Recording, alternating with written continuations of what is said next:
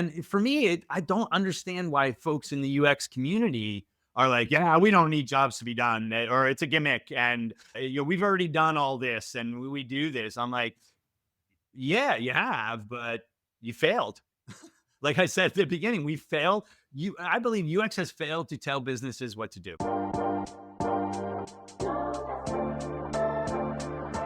But there is a connection to jobs to be done there. And that's one reason why I was attracted to jobs to be done as a UX designer, because what I found, going back to words and positioning, I found that jobs to be done helped me get that message across to a wider variety of stakeholders than some of the more traditional or classic things. Even things like design thinking still, I think, has a little bit of baggage. And after I wrote the book, I'm finding all kinds of people are being attracted to jobs to be done. So some people say, well, we don't need another framework, or we've done that. This is just whatever task analysis that we've been doing for 50 years. I'm like, well, A, it's not. And B, jobs to be done isn't new. But for me, what jobs to be done represented in my career was a vehicle, a means to actually get those human-centered concepts better positioned in the business mindset. Right. So it was a little bit of covert stuff. I also believe that jobs to be done does offer unique perspectives. So it does do things different than other UX techniques. I'm familiar with all the most of the UX techniques, right? Jobs to be done is different. The other thing about jobs to be done is not a design discipline. It was invented by business leaders to help them understand market needs, consumer needs. So I think just that alone, and the fact that you can say, yeah, Clayton Christensen, invented this, is like, that's going to ring differently on a business leader's ears than, I don't know, persona or journey mapping, right? Because that, for them, that's that fuzzy, magical pixie dust stuff that UX designers do over there, right? Yeah. But jobs to be done is like, Yeah. oh, wait, that's for Yeah. me. I That's have for been a me big fan. too. Yeah. Right. I think the biggest challenge I've noticed in jobs to be done, just as with design, big D, little d, that the phrase jobs to be done can be interpreted in different ways. And the toughest thing I have is to get that product owner or those stakeholders to not link it back to our product. Yes. Right. Be product and device Yeah. agnostic. And I'll be honest, Jim, sometimes I've had to be like, all Yep. right, I'll meet you in the That's right. middle. We're going to bring our product in. I know you have to see how this ties to you, right? Agree. So they always Yeah. bring it back to, well, how does our product meet that job to be You done? might be surprised to hear, but I would say there are situations where you need to do that to be able to move Yeah. forward. But the key litmus test for jobs to be done is, are you talking about your product or are you talking about individuals, human beings, right? Not even Right. users and customers, but people's behavior, right? That's the key litmus test. So if they start talking about their product, it's not, in my book, it's not jobs to be done. However, as you mentioned, as a practitioner, you're on the ground with deadlines and all the politics and the people and all the things there. And I've done this in my career too, where I've actually said, rather than abstracting away from the product and contorting yourself to get into the jobs to be done mindset, you're just like, I'm just going to use that word right here. But that is product centric, and you just threw it in there just to get people to move along forward. I still think that's a win, though. I still think that's a win. Like I said, we're in a Yeah. transitional period, and it takes a long time to change people's mindsets. I would rather have people doing that, and I would rather have business stakeholders using jobs to be done in the wrong sense. And I hear that now too. I hope I didn't contribute to that with my book or anything, but now jobs to be done, blah, blah, blah. People are just kind of throwing it around. That's a better problem to have than people not thinking about customer needs and experiences and all the things that we care about. So it's its own problem now, but I think it's better than people just going, yeah, we have this technology, let's build it. I agree. When I have done that, I felt like I'm cheating a little bit. Yeah, Like I'm cheating on you are. jobs to Yeah, be you are. done. That's okay. I I give you am, but permission to I'm do still that, married Jen. to it. Thank you. Thank you. You mentioned something that made me think, and I agree. When you talk about jobs to be done, it gets a little bit more concrete and get their teeth in a little more. When you're talking about experiences and motivations, that can be a little fluffy. They're Totally. like, I don't really care about Yeah. Yeah. motivations. I got a deadline to Yeah. meet. No, yeah, I agree. I'm all about empathy for the customer, right? And for me, empathy is something that an individual or a team or an organization should strive to acquire and internalize so that your decision making is built on empathy. But like, that's a really tough unit of analysis. How much empathy? Who needs the empathy? When am I done getting empathy? Right. So I'm not against empathy, but again, the typical business linear mindset, they want something that's more tangible and concrete, right? So I find that Jobs to be Done does a better job of that than other UX design research techniques, right? And that's what I said before when you asked me, what advice do you have for people? I said, think about their perspective and their mindset and what their incentives are and how they're going to be thinking, and think about how you can insert yourself into that world rather than say, no, you got to learn design thinking, or you got to come to, you know what I mean? Like it, which is not a bad thing to do. I'm not saying that's a bad thing to do. You can still try to pull them and get them sensitive to personas and empathy and journey maps and stuff like that.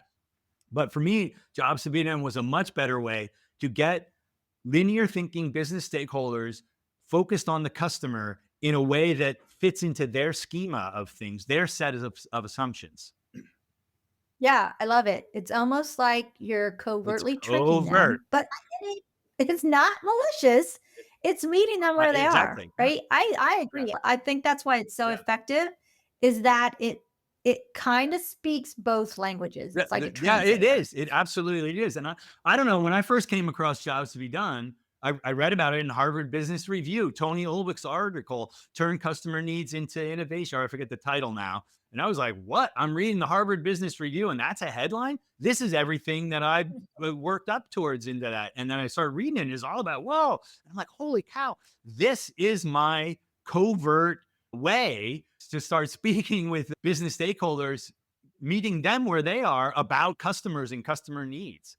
And for me, I don't understand why folks in the UX community are like, yeah, we don't need Jobs to be Done, or it's a gimmick. And, we've already done all this and we do this. I'm like, yeah, you have, but you failed. Like I said at the beginning, we failed. I believe UX has failed to tell businesses what to do. And PLG came in and ate our lunch. And I believe Jobs to be Done is a way to do that in a covert way. Tell me more. Well, I mean, that's it. That's the summary of the podcast, I think, right? Because we talked about PLG and Well, how can jobs to be done tell the businesses what they right. need to Okay. do? Got you. Well, first of all, I think because it's not owned by any one discipline, it's not a design discipline. It came from the business community.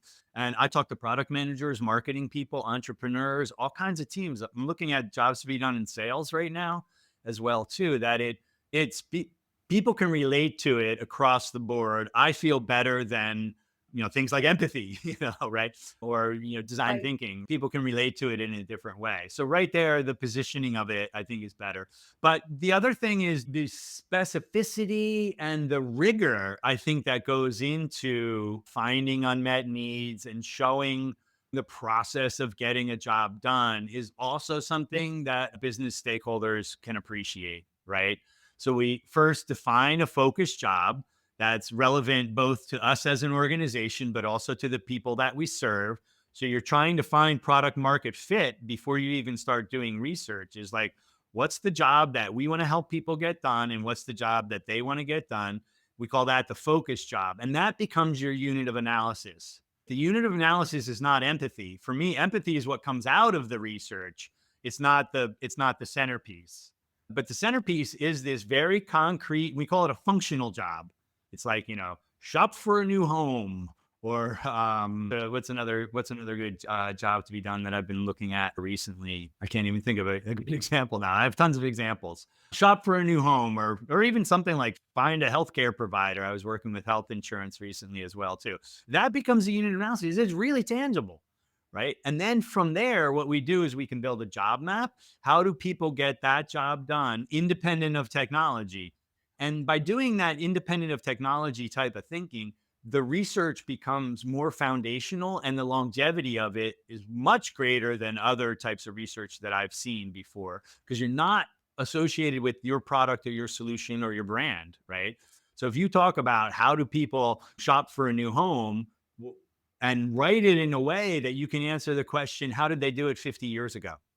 Guess what? 50 years ago, they determined their criteria, decided where they want to move, identify homes to buy, evaluate the homes, compare it to your criteria, make a selection, right? Well, that's what they did 50 years ago when you used to have to open up the classified ads. That's how people like found new homes, or they walked around the neighborhood. That's identifying new homes to consider. And now we do it on Zillow, right? And in the future, we might do it in VR, or AI might help us. But that step is still universal and fundamental, that is not bound to a specific technology, because jobs change much slower than technology changes. So if you get to this underlying understanding of your focus job, the research that you do, you can go back to it a year later, 5 years later. I have some work that I've done that it's now 8 years ago. I've looked at jobs to be done, and it's still the same structure that you can rely on because it's universal and foundational. But then from there, we can start looking at, well, what are the emotions that are associated? What are the success criteria? Sometimes those are called outcomes or job metrics, right? And then what are the conditions that apply that make getting that job done differently, which then can be used to create personas, by the way. But it's a much more systematic and rigorous, but it's also more granular as well. And one of the problems I find in UX design principles or even PLG principles, and sometimes you'll see this embedded in strategy too, is like, we want an easy, seamless end-to-end experience. It's like, well, that's not precise. Yeah. As opposed to reduce the time it takes to complete a specific step. You know what I mean? And really get Yes. what's going to make it easier. Easy is not a good unit of analysis either, right? Or delight. We want to make a delight. I'm picking on the word delight here today, but we want a more delightful experience. It deserves That's it. not a good UX goal as well, too. So to summarize, I think jobs to be done provides for these business stakeholders something that is a lot more linear and process oriented in a very tangible way.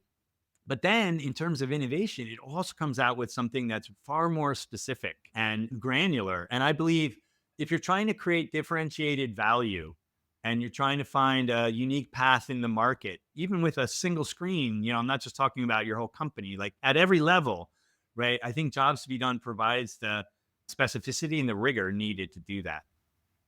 Yeah, there's two halves to it, right? You start broad, generic, timeless, Mhm. but then when you're kind of quantifying That's those right. need Yeah. statements, Yeah. and that's when it gets Yes. specific and you can plot that out to Yep. say, boop, Boom, right that's there. where we Right. And you go. can go back and say, yeah, you mentioned quantify, right? It allows you to go back and say, we surveyed 1,000 people and here are the top 3 unmet needs. And it gives you the Yeah, confidence to go up against stakeholders who want that kind of data. If you went out, Jen, and I'm pointing to you because you're an experienced researcher. If you went out and talked to 20 people, you might come to exactly the same conclusion, right? yeah, But the way that you present it, and then they're gonna, yeah, it was only 20 people. I mean, it's all quality. This is anecdotal, blah blah blah, right? And I think that's a problem. And we continue yeah, to do that, and then we continue to say, yeah, they don't get it. And you know what? They yeah. don't. They don't get it. But we're in a transitional state, and you got to deal with the world as it is as well, and try to redesign that.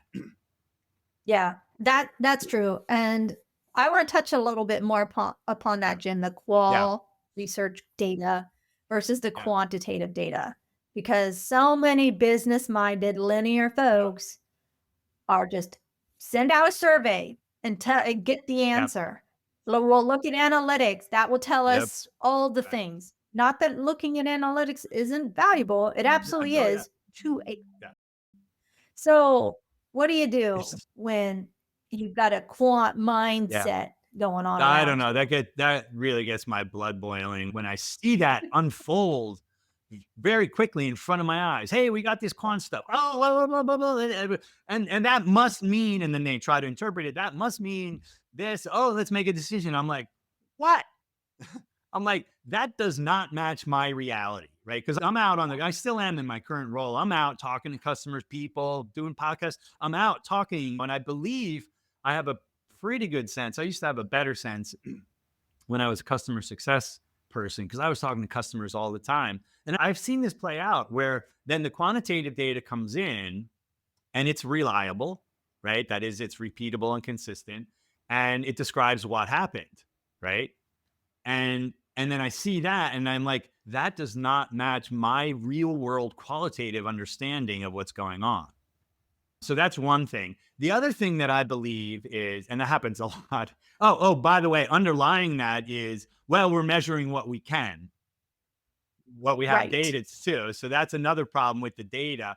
If you are finding value in today's video, be sure to subscribe and hit that notification so that you don't miss any future content from BlatzChatz. And by the way, if you start chipping at data, you're like, where did that come from? Which system? And how was that measured? And what's the definition of that thing? And you start saying, wow, that data, it's reliable because they can reproduce it consistently over time and it provides the same picture. But when you start looking at where that came from, who did it, what the definitions are, and stuff like that, it's actually a lot shakier than the stakeholders will. And shallow. Super shallow. I call it thin data. It's Super thin. It's thin. It describes what Yes. happened. And then on the other side, you have what I call valid data, which is the qualitative, the real world picture of things, which also helps you understand why things happen. It goes back to my creative mindset or my nonlinear mindset is I would every time I would rather start from the valid, real world, thick data perspective and understand the why before I start looking at the quantitative data. Because you need that perspective in order to interpret the quantitative data. Right? Yes. I'm not saying That's the I'm point. not saying right. Yeah. And that's what I'm saying. You see, these numbers just flash up and people say, well, that must be because of X. Let's decide on it. And you're like, no, that's the wrong interpretation of that data. So I'm not saying that, the thick data, the qualitative data doesn't exist in organization. I just think, again, I think the balance is off. And we also start with the quantitative as well, too. Right. Yes. And then they say, go find out why this is Yeah. happening. Right. And I'm like, well, you've already formed That's why right. you That's think right. it's Yes. happening. It's Yes. telling me to go I find agree. it. I agree.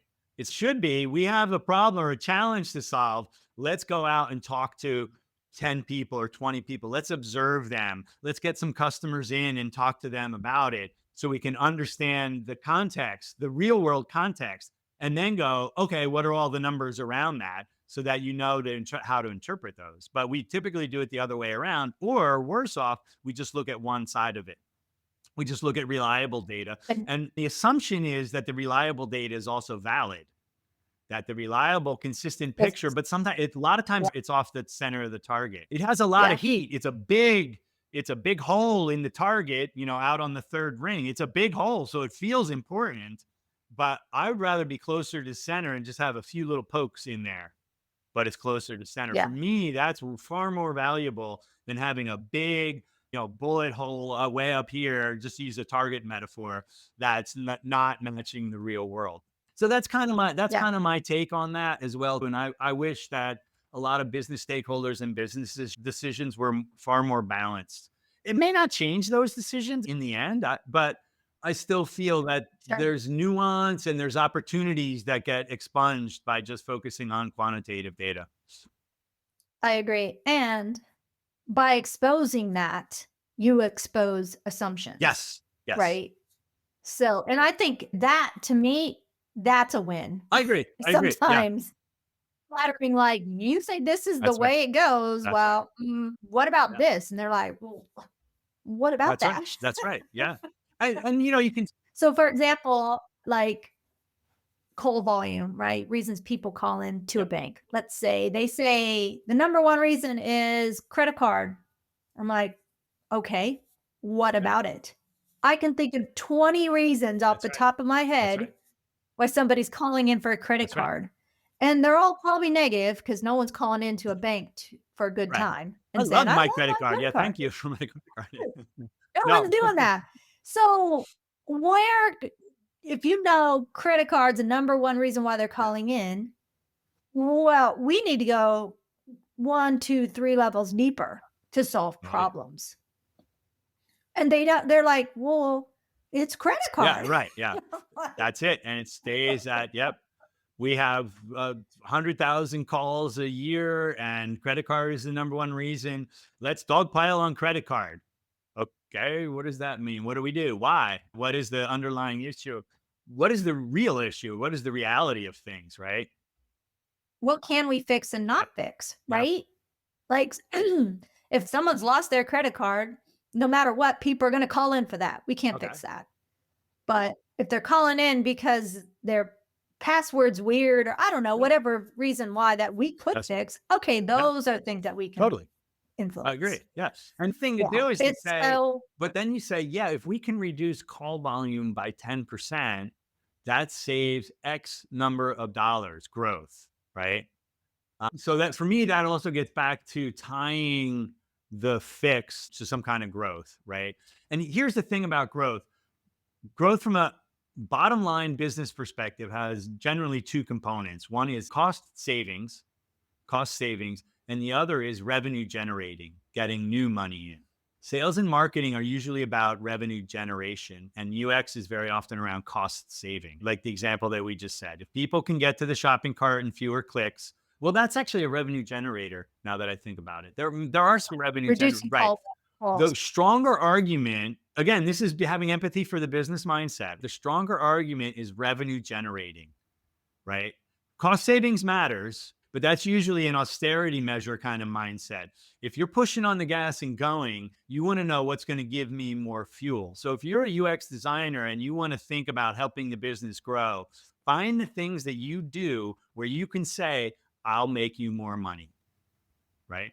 And I have this little GIF that I made in not a GIF, a little cartoon I made in Mural using the icons where it's $1 in, $2 out. That's the simplified argument that you want to be able to tell a business stakeholder. If you invest $1 in me and my team and more usability tests, I will give you $2 on the other side.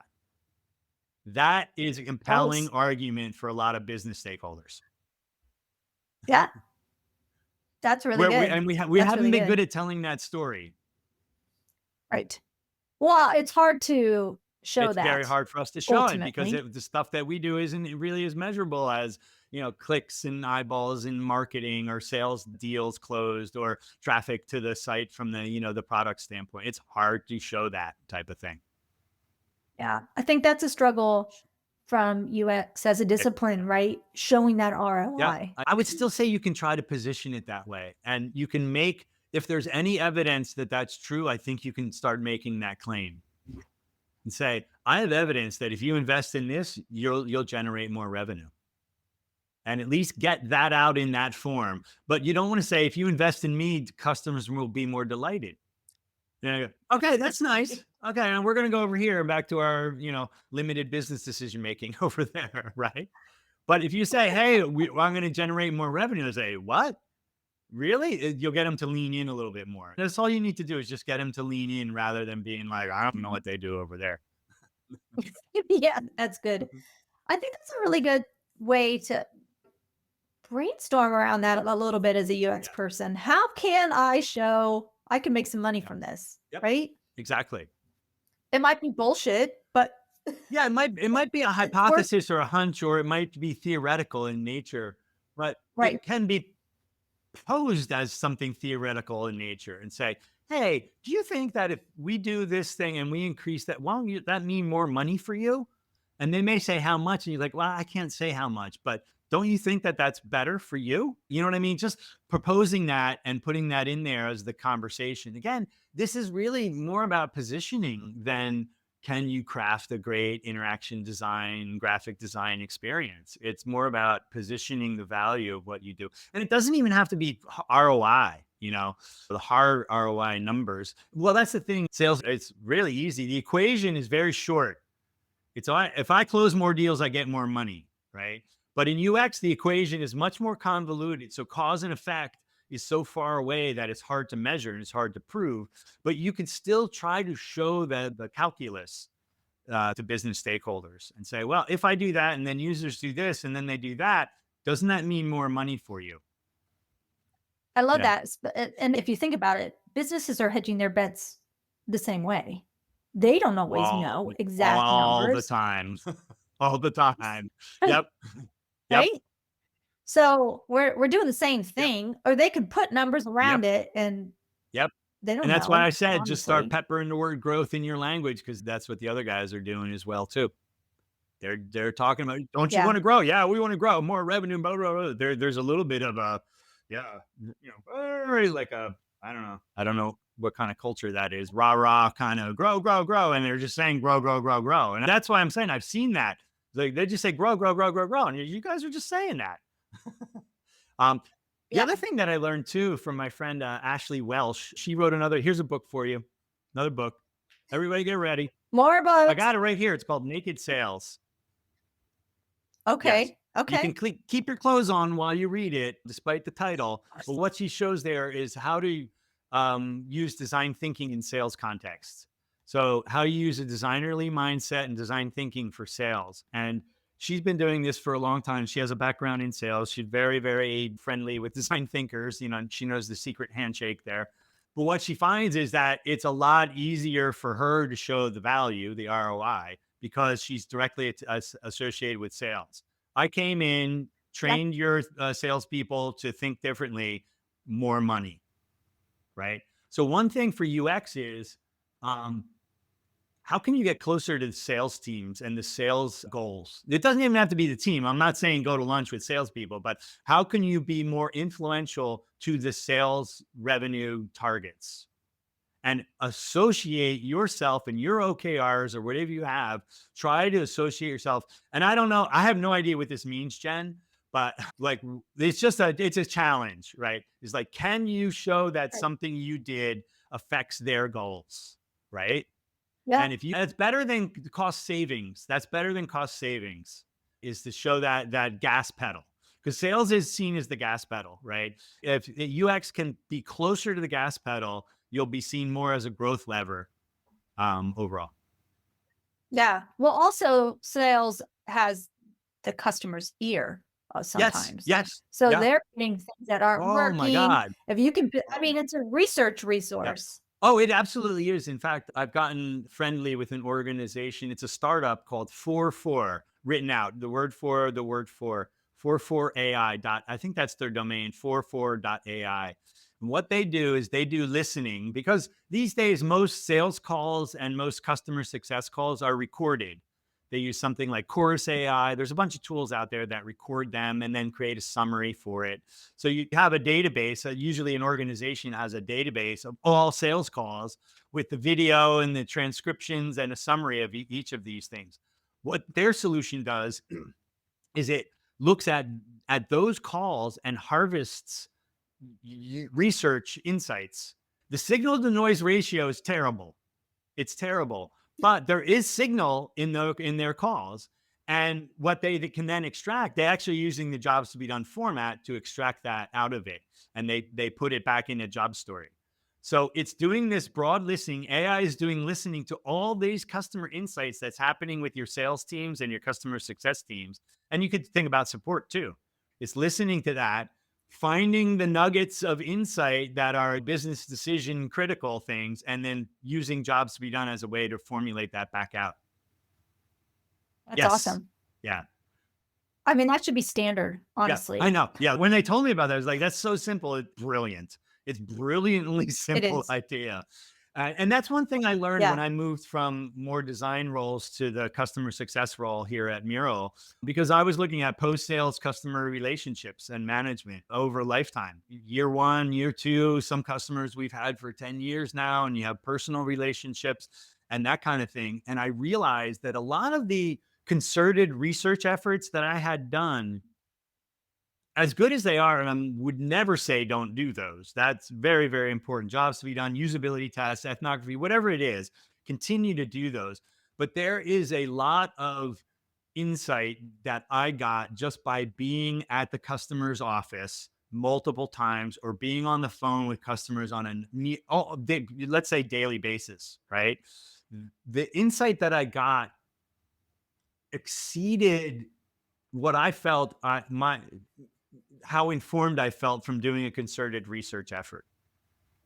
The other recommendation I would have is try to associate your goals with sales goals, but also talk to your customer success people like a lot, and ride shotgun with them a lot.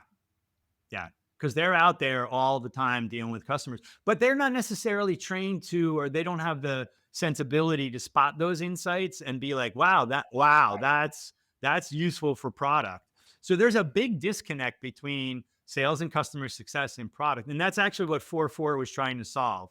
So what they were trying to say is get that insight and give it back to the product team in a format that they can understand. Again, they were using jobs to be done formats to do that as well too. But there is definitely a gap between what sales and customer success people are hearing from customers and how they hear it.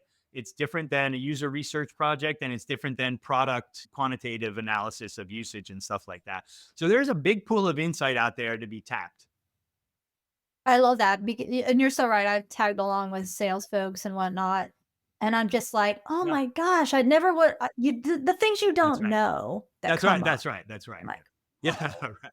And they just glaze Yep. right over at the Yep. salespeople, and you're like, Yeah. "What?" Well, that's their Right, job. To be fair, that's their right, job, right? Yeah. totally. Yeah. But it plants a lot of Totally. seeds for you to be like, "Oh, okay, Totally. we need to go back and figure this out and see." Like, for example, when I was a designer at a veterinary hospital, I would go into I loved this. It was the best, like, ethnographic research, hanging out with cats and dogs all day, right? And I remember watching the doctors typing in, trying to find certain medical procedures because they were building out a treatment sheet. And I watched this doctor, it was a dental or something. And he was doing it 2 or 3, 4 different ways, trying to find it, trying to do it like a search essentially. And he didn't even realize that he had repeated himself. But I'm watching him, right? I'm seeing him do this. And I was like, hey, what's going on? He's like, no, I'm just filling out my treatment plan. He didn't even tell me that I literally had to try 5 different things. And I went back to my product owner. I'm like, oh my God, guess what I saw Yep. Yep. today? I wasn't looking for that, Right. right? But I You just happened happen to to be in see the it. right place at the Right. right Right. time. Yep. That happens. That was Yeah. kind of the big aha that I experienced as a customer success person. Because of course I have a sensitivity to what a researcher would be, and I wasn't doing research. But then I'm like, wow, I heard that. I would have never asked that. Even in an ethnographic situation, I would have never asked that. Right. Certainly Sure. not on a survey. Yeah. Yeah. Right. Oh, yeah, Yeah. absolutely. The opportunities that come up that you don't know, right? Totally, totally. I guess another piece of advice would be to, yeah, buddy up with other teams in your organization and see what kind of insight they have. Agreed. I don't think UX folks do that I enough. agree. They rely too much on their researchers, Yeah. or they think salespeople are biased, which everyone's biased, let's be Yeah. real. That they don't really have any valuable data. They don't tap into those call center if it's collected. They don't tap into that and dive for some Yeah. trends because those folks don't have the No, time to analyze you that don't. stuff and go You back don't. You don't have the time. and Yeah. right. So it takes somebody That's right. to like, hey, I'm noticing trends Right. here. Why is this happening? We should look into Yeah. this. They're like, what? What's happening? And this AI solution that I mentioned, FourFour, that'll help you get those insights, but you still have to interpret them and you still have to be able to make sense of those as well. It just does the gathering part, instantly, right? But, even with AI, when I talk about how jobs to be done can be used with AI, or AI can listen to sales calls like I was talking about, there's for me, it does not, and I can't imagine it ever replacing the experience that you had, that you just described, which is I'm Right. standing right next to the person face to face and I saw that happen. I still think you need that. So I guess what I'm saying is the same principle applies, I believe, to interpreting AI, as interpreting quant data is like, well, if AI spits something out, how do I know I have the right sensibility and mindset to interpret that as good or inaccurate, right? What's going to inform that is getting out and talking to people. Whatever your world is, whatever your domain is, understanding that as much as possible, understanding that at a true and authentic level, that'll help you work with both quantitative data and with AI. Yeah. I think that's key. I think that's one of the flaws. There's a few flaws of AI, but that critical thinking or that noticing an Mhm. aha thing Yeah. that I was here to do this other research or I'm conducting this interview and this person brought this thing Yeah. up completely unrelated. Yeah. Whoa, for one. Ooh, that's really valuable to that other team. I'm totally Mhm. going to tell Mhm. them because this is Right. awesome. AI is just not that all No, encompassing it's yet. not. Yeah, no, I'm a big fan of using AI with jobs to be done, and I do it a lot too. But this one small project that I was doing, I did a jobs to be done analysis using AI, and then I had some real interviews set up. Within 15 minutes of the first interview that I did with an actual human being, I found three things that my AI model did not find, and I'm like, okay. If within 15 minutes I'm already finding gaps, is like, what's going to happen when I talk to six people? I'm going to find a lot more. So it's complementary, I believe. And I think qual and quant are Yeah, complementary as well too. I guess the observation that I have is they're very often they're not approached as complementary. And qual right. gets discounted as anecdotal or small sample size or you're biased, and it gets discounted very quickly and very easily. And I'd rather see a balance and a more complementary mindset around these different points of insight that you can gather. Yeah.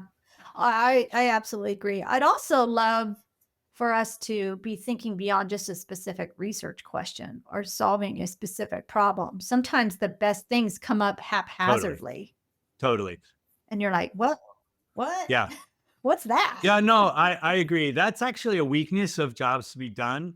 The thing that jobs to be done asks you to do is get really, really focused on one thing.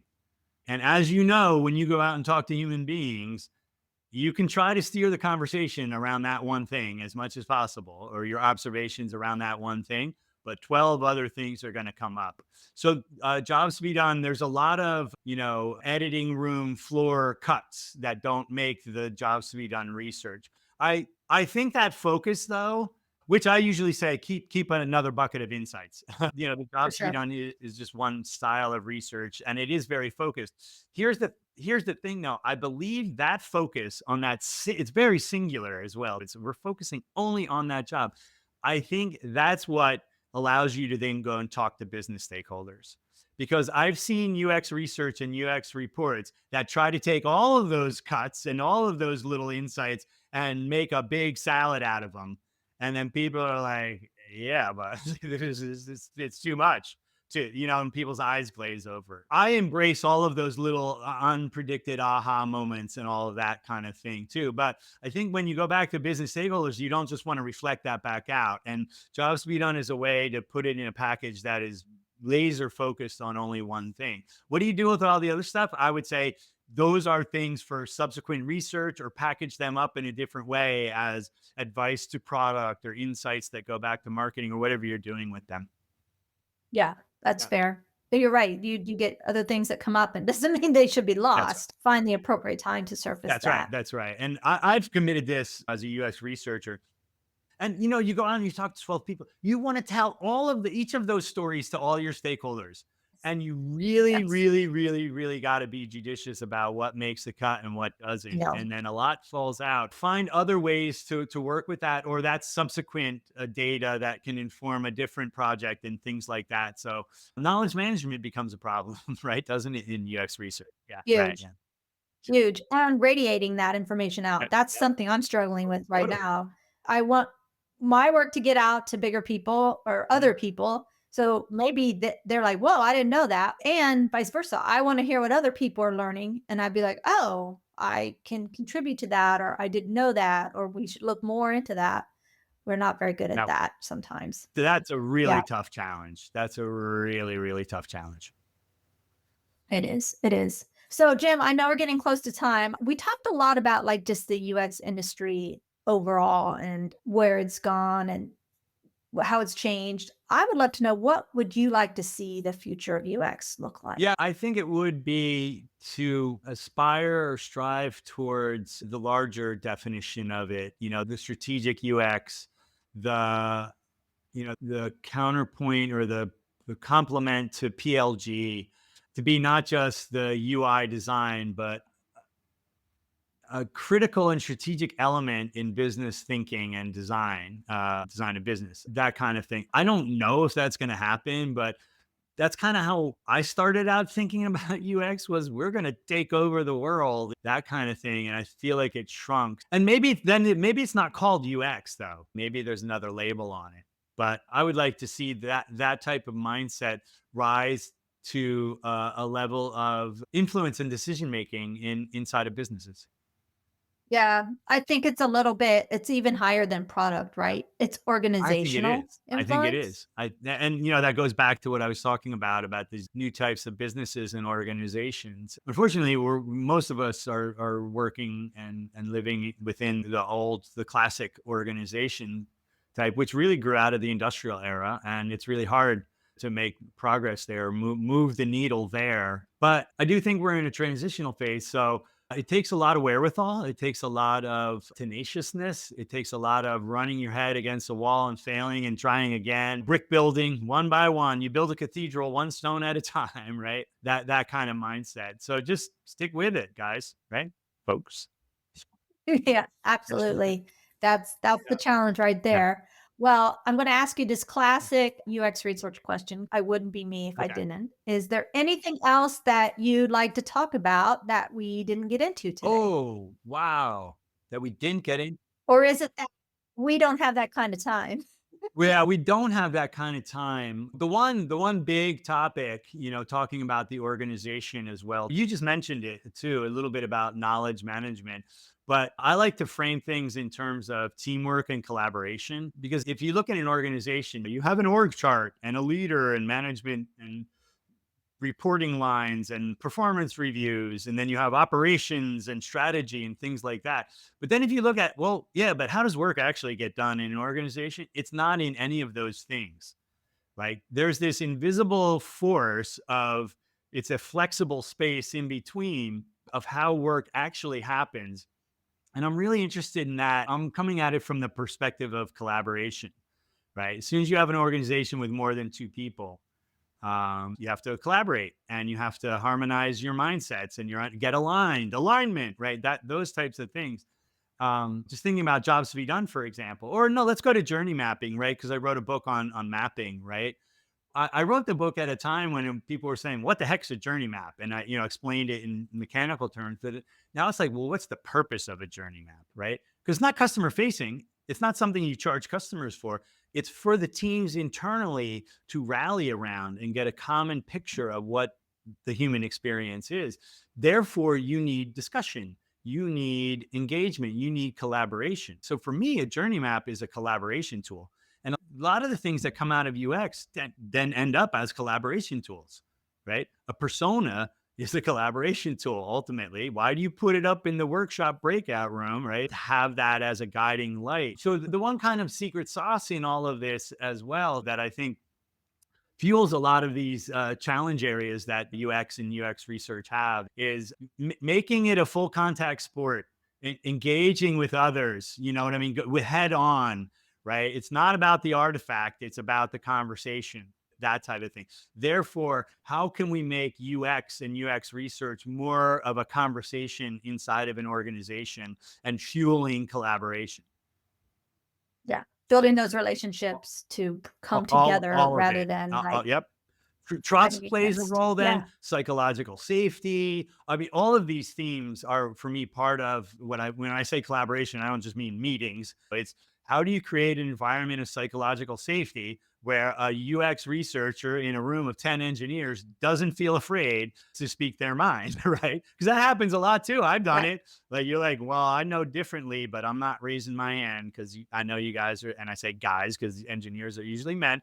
So it's even tougher for a woman, right? You're going to get smacked down, That's important. I've Yeah, been yeah, there. you've been there. I bet you have. We all probably have too. But it's like, so how an organization functions, and I'm not talking about departments and org charts. It's like how an organization actually works and the human interaction with trust and psychological safety and how do people contribute and how do decisions get made together. All of those kind of how questions, that's important for me in the context of UX and jobs to be done as well. Yeah, that's great. I absolutely agree. Wow, Jim, we could go on and on and on, but We have work You'll to have to do. have me back. So thank There's another topic. Have me back. I I know there's 2 or 3 that we didn't touch upon that I really wanted to dive deep. So I would love to have you Right. back. Definitely going to make sure that happens. But thank you so much, Jim. This has been It's been fantastic. fun. I appreciate being invited, and I really enjoyed the conversation, Jen. Great. Thank you. I love talking to Jim about jobs to be done. You know, I'm a big fan of his book. It's one of my top 5 recommended reads. And I really love that he did a little bit of a deep dive into the value of jobs to be done today. Did you find value in today's video? Let me know by giving me a like.